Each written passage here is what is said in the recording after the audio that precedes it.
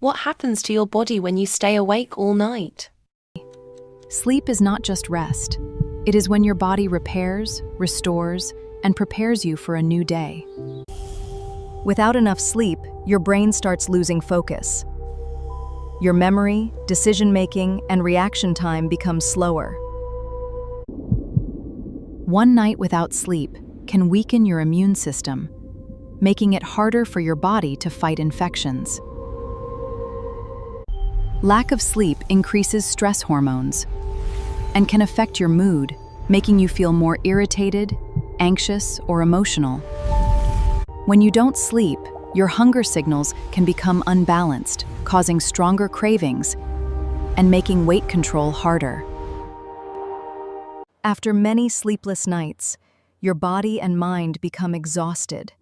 Your performance, energy, and health can suffer. Sleep is your body's natural reset button. Give yourself enough rest, because every cell in your body depends on it. Don't forget to like, subscribe, and follow for more amazing facts about the human body.